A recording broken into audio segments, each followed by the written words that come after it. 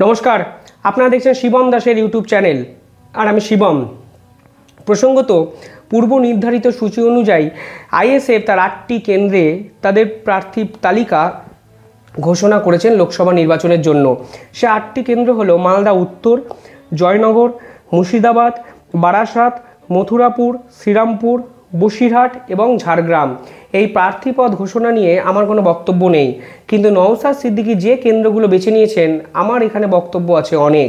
বিশেষ করে নওশাদের উত্থানটা যদি আপনারা একটু তলিয়ে গিয়ে ভাবেন তাহলে দেখতে পাবেন জোট রাজনীতি, বাংলার যে সংযুক্ত মোর্চার জোট, এই জোট রাজনীতির একমাত্র সফল প্রোডাক্ট কিন্তু নওশাদ সিদ্দিকী এবং আইএসএফের উত্থান।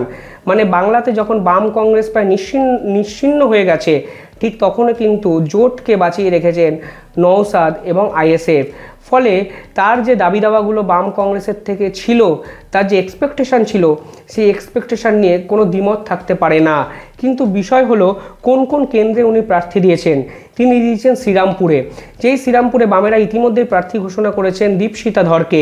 দীপশিতার প্রচার, দীপশিতার কথাবার্তা ইতিমধ্যেই সাধারণ মানুষের কিন্তু আকর্ষণের কেন্দ্রবিন্দুতে। পাশাপাশি তিনি প্রার্থী দিয়েছেন বসিরহাটে, যে বসিরহাটে বাম নেতা নিরাপদ সর্দারের লড়াই নিঃসন্দেহে যে কোনো সাধারণ মানুষকে ভাবিয়ে তুলেছে। অন্তত শেখ শাহজাহান বাহিনীর বিরুদ্ধে মাটি আঁকড়ে পড়ে থাকা নিরাপদ সর্দার বা তার জেলযাত্রার পরবর্তী এপিসোড নিশ্চিতভাবে ঘোষণা করে দিয়েছিল যে লোকসভা নির্বাচনে অন্তত এই কেন্দ্রে বামেদের মুখ হচ্ছে নিরাপদ সর্দার। নওশাদ জানতেন, কিন্তু তা সত্ত্বেও এখানে ক্যান্ডিডেট তিনি দিয়েছেন। পরবর্তী যে কেন্দ্র আমাকে সবথেকে বেশি ভাবিয়েছে তা হলো মুর্শিদাবাদ কেন্দ্র। এবার বক্তব্য হলো, যদি সিপিআইএমের দীর্ঘ ইতিহাস দেখেন তাহলে রাজ্য সম্পাদকরা কখনো লোকসভা নির্বাচনে লড়েননি, এই রকম একটা ছুতুমার্গ সিপিএমের অন্দরমহলে আছেন। কিন্তু যদি মোহাম্মদ সেলিম এই ধারণাটি বদলে দিতে চান তাহলে ধরে নেওয়া যেতে পারে লোকসভা নির্বাচনে মুর্শিদাবাদ থেকে ক্যান্ডিডেট হতে পারতেন মোহাম্মদ সেলিম। কালকে বামেদের পূর্ণাঙ্গ তালিকা প্রকাশ হবে, কিন্তু তার আগে নওশাদ ঘোষণা করে দিয়েছেন মুর্শিদাবাদে লড়বে আইএসএফ। এবার এইখানেই হয়েছে যত রাজ্যের গণ্ডগোল। নওশাদ ইতিমধ্যে ডায়মন্ড হারবারে লড়তে চেয়েছেন, নওশাদ চেয়েছিলেন যাদবপুরে লড়তে। তিনি শর্ত দিয়েছিলেন যদি বিকাশ রঞ্জন ভট্টাচার্য যাদবপুরের ক্যান্ডিডেট হন তাহলে যাদবপুরে তিনি প্রার্থী পদ দেবেন না। অবশেষে জোট রাজনীতির স্বার্থে নাকি নওশাদ যাদবপুরে ক্যান্ডিডেট দেননি। নওশাদ এটাও বলেছেন তিনি বহরমপুরে ক্যান্ডিডেট দিতে পারতেন, কিন্তু জোটের স্বার্থে তিনি দেননি। জোটের স্বার্থে নওশাদ 2টো আসনে প্রার্থী দেননি, কিন্তু জোটের স্বার্থে নওশাদ 8টি আসনে প্রার্থী দিয়েছেন। বিষয়টা সম্পূর্ণভাবে গুলিয়ে যাচ্ছে। স্যার, নওশাদ সিদ্দিকী আজকে 8টা আসনে প্রার্থী ডিক্লেয়ার করেছে, এটা আপনার কাছে কতটা শকিং লেগেছে এবং বর্তমানে এই জায়গাটা কিভাবে দেখছেন আপনি? এটা আমার কাছে শুধু শকিং নয়, এটা শকিং হবে গোটা পশ্চিমবঙ্গে যারা ধর্মনিরপেক্ষ শক্তির ঐক্য গড়তে চান এবং সে ঐক্য গড়ে তারা দুর্নীতিবাজ তৃণমূল এবং বিজেপির বিরুদ্ধে লড়াই করতে চান, তাদের সকলের কাছে এটা একটা বিস্ময়কর অবস্থার সৃষ্টি হবে। তারা সকলেই একটু আচম্বিত হয়ে যাবেন, ভয় পেয়ে মানে আটকে উঠবেন, এটা কি করলো। আলোচনা চলছিল পারস্পরিক বোঝাপড়ার জন্য, 2-1টা সিটের জন্যে এত বড় একটা সংগ্রামের মঞ্চকে নষ্ট করে দেওয়া, তাদের বিবেচনায় যারা তাদের পরামর্শ দিয়েছেন আমি শুধু বলতে পারি তারা ভুল করেছেন। এর থেকে বেশি কঠোর শব্দ ব্যবহার করা ঠিক না। ওরা বলেছিলেন, আমি বলেছি ব্যক্তি বিষয় নয়, যাদবপুরে আপনারা বামপন্থী প্রার্থীরা আছে তাকে সমর্থন করুন। আমরা যেমন বলেছি নওশাদ যদি ডায়মন্ড হারবারের প্রার্থী হয়, যেটা তার নৈতিক দায়, তিনি প্রার্থী হলে পরে আমরা সবাই সমর্থন করব। তিনি যদি আজকে ডায়মন্ড হারবারে প্রার্থী না হন তাহলে ভুল বার্তা যাবে। বরং অন্য সমস্ত কেন্দ্রেই যেখানেই আইএসএফ প্রার্থী থাকবেন তার প্রতিফলন ঘটবে। যে তিনি বলেছিলেন যাদবপুরে তিনি অভিষেককে চ্যালেঞ্জ জানাচ্ছেন, তাহলে এই প্রশ্ন উঠবে নাকি সাধারণ মানুষ, তাহলে তো অভিষেক কি ভয় পেয়ে গেলেন? কিন্তু এই কথা বলবে নাকি তাহলে কি গোপনে গোপনে অভিষেককে ছেড়ে দেওয়ার জন্য নওশাদ গুটিয়ে নিলেন? অনেক প্রশ্ন উঠে যাবে। স্যার, আপনি নওশাদকে কি বলবেন যে আলটিমেটলি কি যাদবপুরে লড়া উচিত বলে আপনি মনে করেন? মানে যদি বলা হয় বার্তা। আমি নওশাদ কেন, সমস্ত আইএসএফ কর্মীদের কাছে অনুরোধ করব। বহু আইএসএফ সাধারণ কর্মী আমাকে ইতিমধ্যে ফোন করেছেন যে বৃহত্তর ধর্মনিরপেক্ষ জোটের স্বার্থে বামফ্রন্টের সঙ্গে আলোচনা করে 2-4টে কম সিট পেলেও ঐক্যবদ্ধ লড়াই করা উচিত। যাদবপুরে তো কোনো মতেই প্রার্থী দেওয়া উচিত না, শ্রীরামপুর থেকে প্রার্থী প্রত্যাহার করা উচিত অন্যান্য কেন্দ্রে তারা যেমন লড়তে চান, সেখানে তারা লড়লে পরে সমঝোতা করে। মনে করতে হবে যে আমি যখন একটা বৃহত্তর জোট করছি তখন আমাকে নমনীয় হতে হবে। নমনীয় না হলে পরে জোট হয় না, এবং জোট হলে পরে আগামী দিনে লড়াইটা শক্তিশালী হয়, এটা বুঝতে হবে। কিন্তু ওদের যারা রাজনৈতিক পরামর্শদাতা তাদের চিন্তা ক্ষেত্রে বোধহয় খানিকটা ভ্রান্তি আছে বলে আমার মনে হয়। আমি এখনো বলবো সময় আছে, ঐক্যবদ্ধ হয়ে লড়াই করার সিদ্ধান্ততে অনেক কাজের হবে। তাতে 2-1টা সিট কম পেলেও সম্মান বাড়বে। 2-1টা সিটের জন্য মারামারি করে আগামী দিনে আইএসএফ তার রাজনৈতিক মঞ্চ থেকে মুছে যাবে, মানে বিজেপি আর তৃণমূল তাদের গিলে খেয়ে নেবে। নওশাদ সিদ্দিকী, ব্যক্তিগতভাবে এই মানুষটির আমি ভীষণ বড় ভক্ত। মানে আমার মতো যারা 2-1জন আছেন, মানে যারা রাজনীতিটাকে সুস্থ স্বাভাবিকভাবে দেখতে চান, কোনো অহিংসা বা কুকথার রাজনীতি থেকে একটু বিরত থাকতে চান, তাদের কাছে নওশাদ সিদ্দিকী নিঃসন্দেহে সাম্প্রতিককালের সবথেকে উৎকৃষ্ট একজন উদাহরণ হতে পারে। কেন বললাম? কারণ নওশাদের শেষ 2 বছরের কথাবার্তায় আমি কোনো ধর্মীয় উস্কানি দেখতে পাই না। পাশাপাশি সরকার থেকে তাদের গ্রাউন্ড স্তরের নেতা মানে আরাবুল, শওকাত মোল্লা যখন এক নাগারে নওশাদকে তীব্র আক্রমণ করে যান, সেই আক্রমণ কখনো ব্যক্তিগত স্তরে গিয়ে পৌঁছায়, তখন নওশাদ প্রকাশ্যে জনসভায় দাঁড়িয়ে বলেন কর্মীদের ডিসিপ্লিন থাকতে হবে, কোনো কুকথার ধর্মীয় উস্কানিতে আমরা প্রলোভনে পা দেব না, আমাদের সংঘবদ্ধ হতে হবে। এবং নওশাদ একাধিক জায়গায় বলেছেন আমাদের মনীষীদের গুরুত্ব দিতে হবে। নওশাদ বলেছেন যে আমাদের রুটি কাপড়া মাকান, অর্থাৎ রুটি মানে খাওয়ার, অন্ন, বাসস্থান ছাড়া রাজনীতিতে অন্য কোনো ইস্যু হতে পারে না। অর্থাৎ তিনি রাজনীতিটা রাজনীতির মতোই করতে চেয়েছেন, মানে চটকদারি রাজনীতি করে কিছু পাওয়ার জন্য নওশাদ যে রাজনীতি করছেন না, তার কথাবার্তা আদব কায়দায় আমি বিভিন্ন ক্ষেত্রে স্পষ্ট বার্তা পেয়েছি। বিধানসভা, যেখানে বিধায়ক হয়েছে নওশাদ সিদ্দিকী, বিধানসভায় প্রশ্ন উত্তর পর্ব কতটা হয় তা সাধারণ মানুষ জানেনই না। কারণ যে সকল ইউটিউবার বিভিন্ন জায়গায় বিভিন্ন ভিডিও বানান, তারা ইডি, সিবিআই, আসল মাথা, নকল মাথা, এর বাইরে বিধানসভায় আলোচনা যেটা হয়েছে সেই নিয়ে কথা বলার জায়গা তারা পান না। এটা তাদের দোষ নয়। আসলে লোকসভা টিভির মতো বিধানসভায় কী কাজকর্ম হচ্ছে সেটি লাইভ সম্প্রচার দেখানোর কোনো মাধ্যমই নেই। কিন্তু নওশাদ সিদ্দিকী যে প্রশ্নগুলো করেছেন, আমরা যারা ব্যক্তিগতভাবে নওশাদকে জানি বা চিনি, সেই প্রশ্নগুলো যদি অ্যানালাইসিস করেন তাহলে দেখতে পাবেন বিধায়ক হয়ে ওঠার প্রক্রিয়াটা নওশাদ নিজের মধ্যে ভীষণ মাত্রায় চালিয়ে রেখেছেন বা চালু রেখেছেন। অর্থাৎ তার ভাঙন নিয়ে একাধিক প্রশ্ন, রাজ্যের সংখ্যালঘু তফসিলি নিয়ে একাধিক প্রশ্ন, রীতিমতো সরকারের দিকে প্রশ্নবাণ তিনি সানিয়েছেন।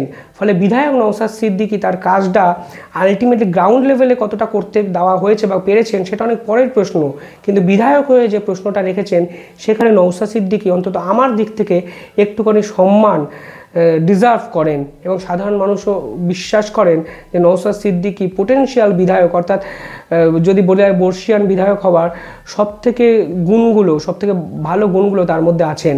কিন্তু নওশাদ এইটা কি করলেন, অর্থাৎ এই সিদ্ধান্ত নিয়ে, মানে লোকসভা নির্বাচনে বামেদের বিপক্ষেই প্রার্থী দিয়ে যে সিদ্ধান্তটি তিনি নিয়েছেন, তাকে আত্মঘাতী নাকি তার পিছনে রয়েছে গভীর রাজনৈতিক কোনো সমীকরণ?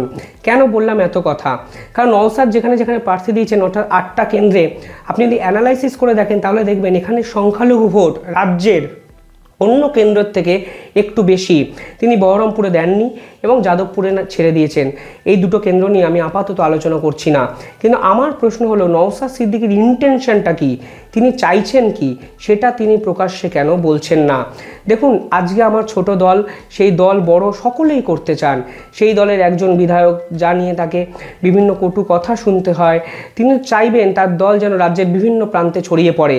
কিন্তু রাজনীতিতে সময় বলে যে শব্দটি আছে সেটি খুব ইম্পর্ট্যান্ট বলে আমার মনে হয়। লোকসভা নির্বাচন, যেখানে তাদের লড়াই বারংবার তারা বলেন তৃণমূল এবং বিজেপির বিরুদ্ধে, অর্থাৎ ইন্ডিয়া জোটে তৃণমূলের সঙ্গে বাম কংগ্রেস আছে বলে বামেদেরও সমালোচনা করতে যেখানে নওশাদ ছাড়েননি। এই সংখ্যালঘু ভোট ব্যাংক যদি আইএসএফের দিকে যায়, তাহলে কি নওশাদ বিজেপিকে সুবিধা করে দিতে চাইছেন?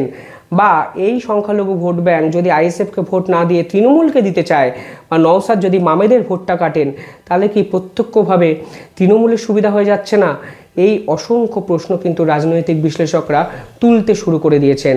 নওশাদ বড় হতে চাইতেই পারেন, এবং তার দাবি দাবার মধ্যে কতটা ন্যায্য অন্যায্য তা তো সময় বলবে, কিন্তু লোকসভা নির্বাচনে প্রার্থী পদ ঘোষণা করে তিনি কোথাও গিয়ে কি একটু বেশি তাড়াহুড়ো করে ফেললেন?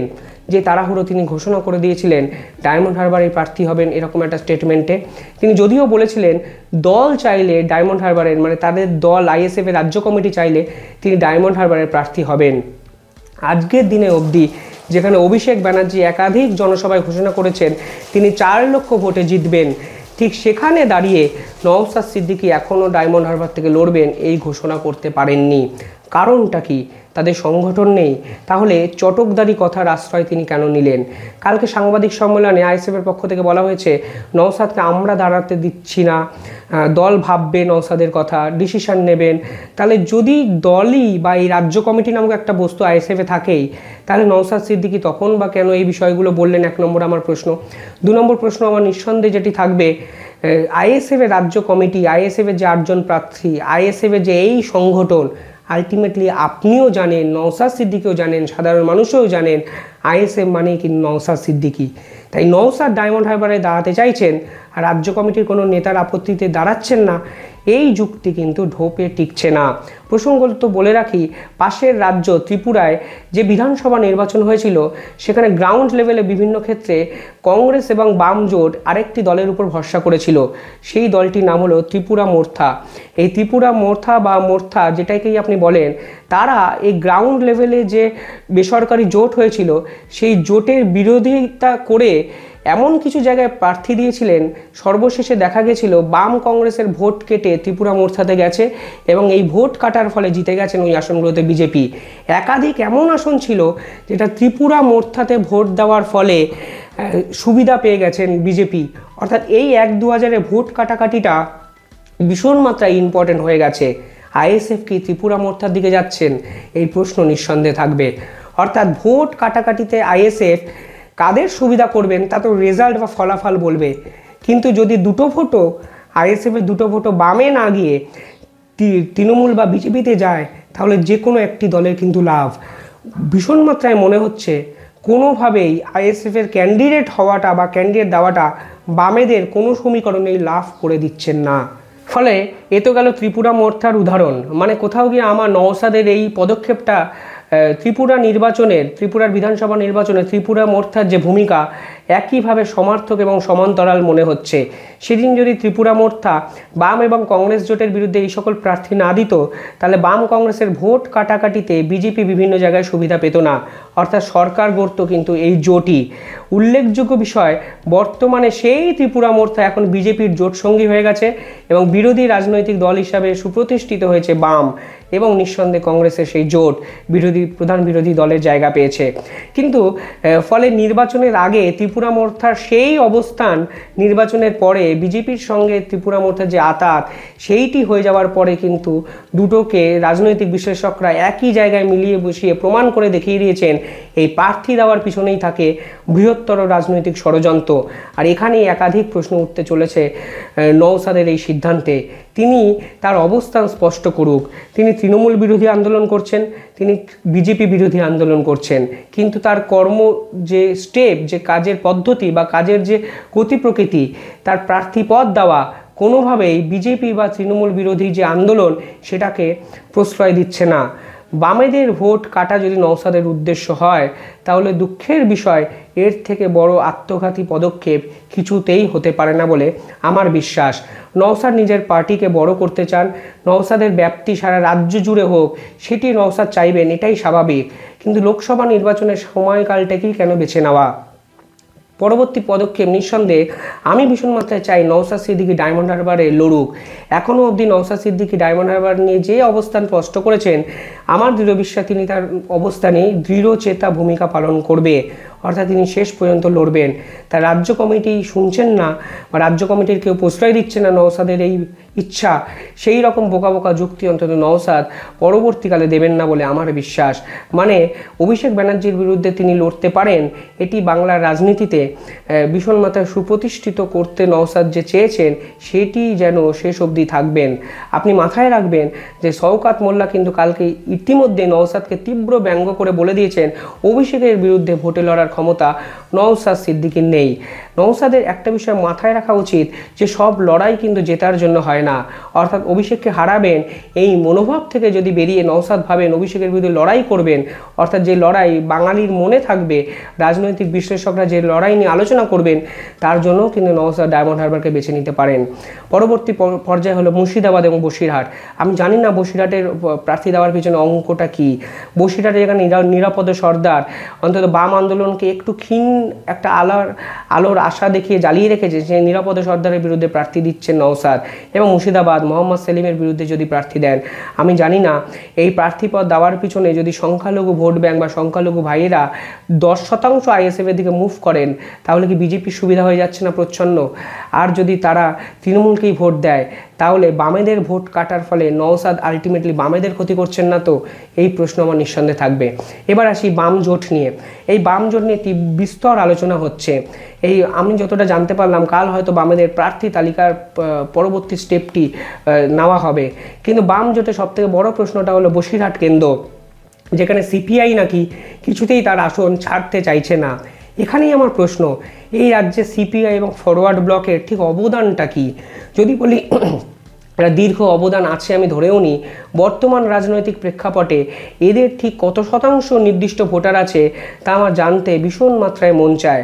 মানে আমি বর্তমান প্রজন্মের একজন তরুণ রাজনৈতিক সমালোচক হয়ে আমি জানতে চাইছি যে আলটিমেটলি বাম জোট, যে বাম জোটের বৃহত্তর স্বার্থ নিয়ে সকলে বড়াই করেন, তারা কিসের স্বার্থে বসিরহাটটাকে ছাড়তে পারছেন না? অর্থাৎ সিপিআইকে কেন রাজি করাতে পারা যাচ্ছে না সিপিআইএমের পক্ষ থেকে?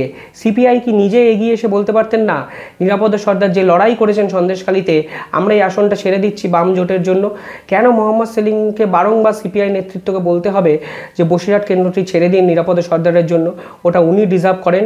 বাম জোট, বাম বৃহত্তর জোট, আলটিমেটলি বাম বৃহত্তর জোটের কবে কোথায় মুচলেখা দিয়ে 100 বছর আগে কেউ লিখে গেছেন, বারাসাত থেকে লড়বেন ফরওয়ার্ড ব্লক, বসিরহাট থেকে লড়বে সিপিআই, কাথি থেকে লড়বে সিপিআই। এই যে আসন সমঝোতাগুলো 100 বছর আগে হয়তো কেউ করে গেছেন, যার ফলে বর্তমান রাজনৈতিক প্রেক্ষাপটে সেগুলোকেই মান্যতা দিতে হবে। সময়ের সঙ্গে সঙ্গে কেউই ফ্লেক্সিবিলিটি মেনটেন করবেন না, যার ফলে প্রার্থীপদ ঘোষণা হতে আরও 100 দিন দেরি হবে। ফলে এই বিষয়গুলো কিসের জন্য? যেখানে তৃণমূল কংগ্রেসের বিরুদ্ধে প্রকাশ্য লড়াই, যারা 42টা প্রার্থীপদ ঘোষণা করে দিয়েছেন, আর আপনারা বাম জোট, কংগ্রেসের আসন সমঝোতা বিভিন্ন ক্ষেত্রে আটকে গিয়ে নিচু তলার কর্মীদের মনোবলটাকে ভেঙে দিচ্ছেন। এই যে নেতাদের ভুলের মাসুল কর্মীরা দেবেন কিসের জন্য বলুন তো? এই প্রশ্ন আমার নিঃসন্দেহে থাকলো। কিসের জন্য বৃহত্তর স্বার্থের কথা মাথায় রাখা হবে না? কেন একটা বসিরহাটের মতো আসন নিয়ে এখনও তালবাহানা করবেন আপনারা? কিসের জন্য নিজেরা যে জোট সঙ্গী সিপিআই, ফরওয়ার্ড ব্লক, এদেরকে এত গুরুত্ব দেন, অথচ এরাই একটা আসন ছাড়ার জন্য 15টা মিটিং করতে হয়? তাহলে আলটিমেটলি জোটের ভ্যালুটাই বা কী? আসন সমঝোতায় দেরি হয়, এটা সকলেই জানেন, কিন্তু এমন কোনো কথা বলুন যেটা বর্তমান রাজনৈতিক প্রেক্ষাপটে অড মনে হবে না, অর্থাৎ পুরনো দিনের প্রাচীনপন্থী কথাবার্তা মনে হবে না। সময় অনেক চটজলটি ডিসিশন আপনাদের নিতে হবে, কিন্তু আপনারা এখনও ডিসিশনই নিতে পারলেন না। কংগ্রেসের প্রার্থী তালিকা দেখছিলাম, কংগ্রেস থেকে উত্তর কলকাতায় প্রার্থী করা হয়েছে প্রবীণ সাংসদ রাজনীতিবিদ প্রদীপ ভট্টাচার্যকে। প্রদীপ ভট্টাচার্য রাজনীতিবিদ হিসেবে কতটা সফল এই নিয়ে আমি প্রশ্ন তুলছি না, কিন্তু ওই জায়গায় কি কোনো তরুণ মুখ দেওয়া যেত না? মানে টিভির পর্দায় সৌম্য আইচ রায়, সুমন চৌধুরী, অভিষেকরা দিনের পর দিন কংগ্রেসের গলা ঝরাচ্ছেন। কংগ্রেস নেতৃত্ব কি পারতো না তরুণ কোনো একটা মুখকে এগিয়ে দিতে? নাকি সেখানেও সেই প্রাচীনপন্থী ধ্যান ধারণাটাকে মান্যতা দেওয়ার একটা চেষ্টা? ফলে আমি ভীষণ মাত্রায় হতাশ হয়েছি এই কংগ্রেসের এই প্রার্থী তালিকা দেখে। পুরুলিয়ার নেপাল মাহাতো নিঃসন্দেহে ডিজার্ভিং ক্যারেক্টার, সেটা নিয়ে কোনো প্রশ্নচিহ্ন আসেই না। কিন্তু প্রদীপ ভট্টাচার্য এখনও 7টা বিধানসভা কেন্দ্র ঘুরে একটা লোকসভা কভার করে প্রচার করছেন। এই দৃশ্য দেখার জন্য আমি ভীষণ মাত্রায় আগ্রহী, বিশ্বাস করুন। মানে কোথাও গিয়ে আমি ওয়াক ওভার দিয়ে দিচ্ছি না তো, মানে লড়াইয়ের ময়দান, বাড়ি বাড়ি যাওয়া, প্রার্থীদের সঙ্গে মানুষের ইন্টারাকশান, জনসংযোগ কর্মসূচি, রোড কর্নার করা। প্রদীপ ভট্টাচার্য ঠিক কতটা কর্মক্ষমতা সম্পন্ন এখনও আছেন সেই নিয়ে কংগ্রেসের অন্দরমহলেই প্রশ্ন। কেন নতুন মুখকে এগিয়ে দেওয়া হলো না? কেন নতুন প্রার্থী খুঁজে পাওয়া গেল না? তারাই আবার এই রাজ্যে 15টা আসনে লড়বেন বলে বামেদের কাছে দাবি করেছেন। আমি জানি না, পুরো বিষয়টাই একটা হতাশাজনক পরিস্থিতির দিকে চলে যাচ্ছে। আইএসএফ ঘোষণা করে দিয়েছেন ক্যান্ডিডেট, আইএসএফকে কেউ রাজি করাতে পারলেন না। বিকাশ ভট্টাচার্য ফোন করেছিলেন নওশাদ সিদ্দিকে, যার জন্য যাদবপুর ছাড়া গেল, কিন্তু বসিরহাট, মুর্শিদাবাদ কিংবা শ্রীরামপুরে দীপশিতা ধরের বিরুদ্ধে প্রার্থী দিয়ে দিল আইএসএফ। ডায়মন্ড হারবারের প্রার্থী ঘোষণা করতে পারলো না আইএসএফ। কংগ্রেস 12 থেকে 15টা আসনে লড়বে বলে ঘোষণা করেছে 7টা, যার মধ্যে যে সকল মুখগুলোকে প্রার্থী হিসেবে ঘোষণা করেছেন নতুন জেনারেশনের কাছে তার অ্যাকসেপ্টেন্সই নেই। সিপিআইএম বলছে, বামেরা বলছে কালকে প্রার্থীপদ ঘোষণা করবেন, সেখানেও নাকি 42-এর মধ্যে 42টাই পূরণ হবে, এই ধারণা কোথাও পাওয়া যাচ্ছে না। লোকসভা ভোটের আগে আপনারা করলেনটা কি? এই নিচুতলার কর্মীরা যারা পঞ্চায়েত ভোটে মার খায়, যারা দেওয়াল লেখে, তাদের কথা ভাবার দায় কি নেতাদের নেই? রাজ্যে কোনো দেওয়াল কি ফাঁকা আছে এখনও, নাকি তৃণমূল কংগ্রেস সব দখল করে নিয়েছেন? বিজেপি নিয়ে আমি কিছু বললাম না ভিডিওয়ে, কারণ বিজেপি নিয়ে সম্পূর্ণ ভিডিও আমি আলাদা করে একটা বানাবো। কিন্তু আলটিমেটলি যে জোট রাজনীতি নিয়ে আপনি বড়াই করেন, সেই জোট রাজনীতির কঙ্কালসার চেহারার জন্য দায়ী কে? এবং যেই জোট রাজনীতি নিয়ে আপনারা গর্ববোধ করেন, সেই জোট রাজনীতি বা আসন সমঝোতাকে শেষ পর্যন্ত ধরে রাখা গেল না কেন? কেন আপনারা গ্রাউন্ড লেভেলে নিচুতলার কর্মীদের কথা ভাবলেন না? কেন নওশাদ সিদ্দিকীর বিরুদ্ধে মামলা করতে ফিরদৌস সামিম, বিকাশ ভট্টাচার্যরা যখন দিনের পর দিন পড়ে থাকেন, তখন নওশাদ সিদ্দিকী বা কেন এই বাম নেতাদের বা বাম আইনজীবীদের বা এই ঐক্যবদ্ধ বন্ধুত্বের কথা একবারও ভাবলেন না? সবাই ক্ষমতালোভী হলে নিচুতলার কর্মীদের কথা কে ভাববেন বলুন তো? এই প্রশ্ন আমার পক্ষ থেকে আপনাদের কাছে থাকলো। যারা গ্রাউন্ড লেভেলের কর্মী, তাদের হয়ে কোন নেতা কথা বলবেন, কোন নেতা লড়বেন, কারা প্রচার করবেন, কারা পাশে থাকবেন? আমি বিশ্বাস করুন অনেকের থেকে অনেক বেশি তথ্য আমার কাছে আসে, সেগুলো নিয়ে আর বললাম না। কিন্তু দয়া করে জোটের স্বার্থে, রাজনৈতিক পরিমণ্ডলটা নিজেদের স্বার্থে চরিতার্থ করার জন্য এইভাবে জোট রাজনীতিকে নষ্ট করবেন না। ধন্যবাদ।